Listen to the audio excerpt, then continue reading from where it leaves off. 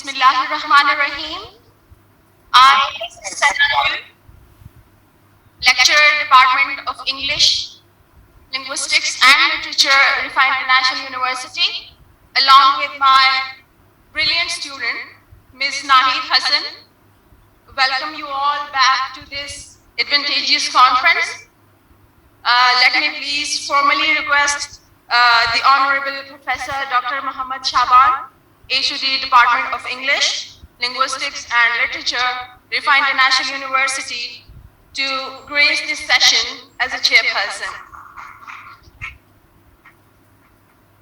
Yes, sir. Okay. I would request my keynote speakers, Dr. Zia Ahmed, Dr. Kingsley Searle Minta, Ms. Hafsa Muhyiddin, Ms. Amna Naveed, Ms. Mumtaz Hussain, Mr. Mumtaz Hussain, and Ms. Mahnoor Sher, Mr. Ehsan Chandio, and Ms. Fugmeh Khattar. Whoever is available with us, please come forward to the stage and occupy your seats.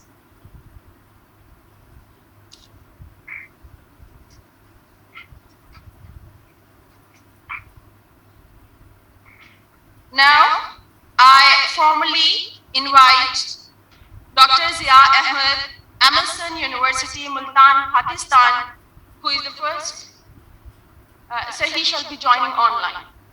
Yes, sir. His topic of research is Transmission and Transformation, the Sociologue in Pakistani Post-Colonial Fiction. I first of all congratulate the administration of the University Riphah Islamabad, Dr. Shaban, and the Department of English for hosting such a wonderful incident. Unfortunately, I couldn't make it, so that is why I'm present on video. Thank you very much, Dr. Shaban and the Department of English, to invite me to ICAL 23. My topic for this day is the transmission, transformation, and the sociologue in Pakistani post-colonial fiction. I will be talking about this topic with reference to certain points, and let me show you what these points possibly can be.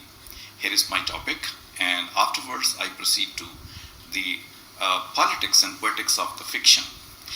We know it very well that fiction or literature, that has been the part and parcel of every society, and therefore it has always been an important and significant part of the society as a pillar of the aestheticism or that of the fine arts. The literature has always come forward, and we know that it has a deep relationship with society, and it has been reflecting whatever is happening in the society. And same is the case with literature, that literature is the reflection of the society as well. According to the ancient view, literature was written in order to please, in order to entertain, and in order to, up to some extent, give certain moralistic kind of training to the people as well. But the modern view brought not only the poetics but also the politics into that.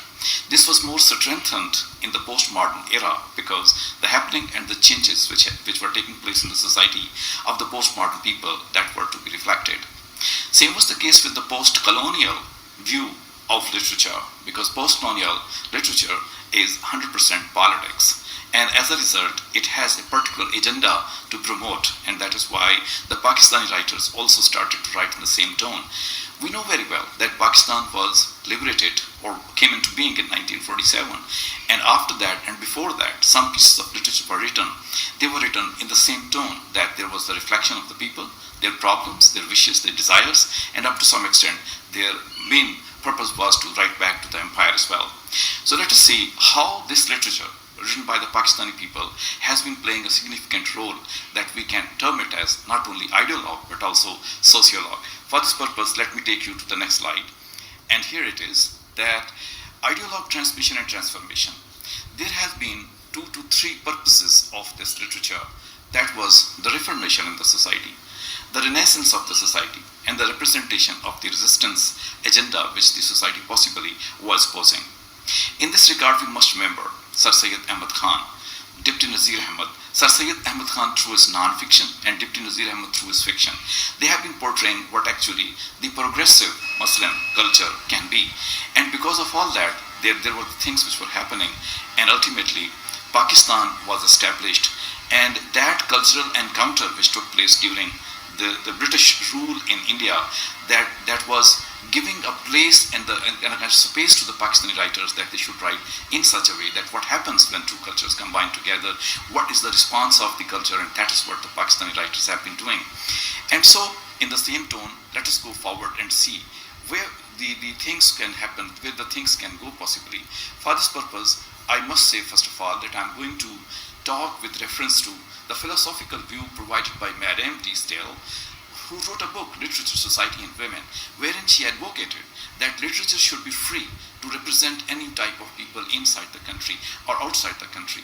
Literature should have full freedom of the representation. In this regard, she advocated that the women should be given a special place or space in this representation. That is why she became famous. And I have to look into this literature of Pakistani people with the same view, that how much it has transformed, first of all transmitted, and how much it has transformed about the condition of the women or the status of the women in the British controlled India, and after that Pakistani establishment during different phases like 1950s to 70s, and from 1970s to 90s, and from 1990s to the latest version up to the 21st century. So let us see what contribution of the Pakistani literature possibly can be there, and it is the area. Let's first of all see what areas were affected because of that. Definitely everybody knows that the politics and society are affected, or they influence literature. Pakistani fiction have been representing oppressed men and oppressed women. It has also talked about the minorities, and it has talked and discussed about the progressiveness of the society through education, and it has also tried to develop a type of workforce which is definitely changing the mirror of the society or the reflection of the society. So these are the areas where most of the time resistance is available, and in these resistances, or according to these resistances, the writers of Pakistani fiction write and try to transmit the situation, and ultimately with their writing portray such characters of men and women because of which the transformation of the society may take place, and that is what is happening in Pakistani society as well. As far as the Pakistani writers are concerned, it is a long list of Pakistani writers. There are many more, but I have just included, for the sake of sampling, that only these people may be considered in order to see how they have portrayed the changes which were coming inside Pakistani society because of their writing. For example, first of all, if we look at the writings of Ahmad Ali, who was writing in pre-partition era, he portrayed through his novel Twilight in Delhi Mughal culture, and portrayed the characters of Mir Nihal, Mehru Asghar, and these characters were the representative characters of the cultures of that time. These were the silent women basically, and they were not trying to show what they are. They are prototype, the typical type of characters of the Mughal culture, where women possibly didn't have that much say as they have today. So that was the transmission of the culture which Ahmad Ali did. But in the same era, in the 1940s, we have Mumtaz Shahnawaz also, who portrayed the character of Zuhra, Mohni, Suraya in her novel The Heart Divided, wherein she gave a prototype of the progressive women, how women possibly can take part. At that time, women didn't have this much freedom, but Shahnawaz shows the picture that this is the possibility, as is the job of literature most of the time, to show the possibility. So that is the way the Pakistani writers in the pre-partition era portrayed the kind of situation and what possibility can be there. So in that way, they continue to represent with the people of Indian Muslims in India. Now next comes to the era which is about post-Pakistan era, where we have seen Zulfikar Ghose also. He too portrays women in the same tone, but then the characters of Zarina in his novel, the murder of Aziz Khan, we find that she devises ways and means. The character of Razia, it's Razia in the novel, murder of Aziz Khan. He tries to show through Razia that she wants to be progressive, but then she cannot do it, portray that now the world has changed. Women's world has used their will, whatever the way they can adopt, and ultimately become successful. Same is the case with the Uzma Aslam Khan, who has written latest novel is Thinner Than Skin. In all of the novels as well, she shows empowered and independent women, and that is what is right now present in our society. Now our women are playing a big role in the international arena, and that is what Kamila Shamsi and Uzma Aslam Khan have been showing through their novels. Same was the case with Nadeem Aslam also, through his novels like Maps for the Lost Lovers. He tried to portray the kind of society Pakistani people are living in and how the women are facing these situations. But his representations are not that concrete and solid to change the world. He just empowerment that has come to the women, that is possibly because of this role of literature. So we can see that Pakistani fiction has not only transmitted the situation of Pakistani society, but it has also played the role of transformation of Pakistani society, especially that of women. So that is why Pakistani literature is not only an ideologue, but also a sociologue. So thank you very much for watching. Hopefully it has been so not so good, but still somewhat good. And thank you very much for giving me the opportunity to join this conference. Thank you again, everybody. Thank you so much, Dr. Zia Ahmed, for this informative presentation. Our next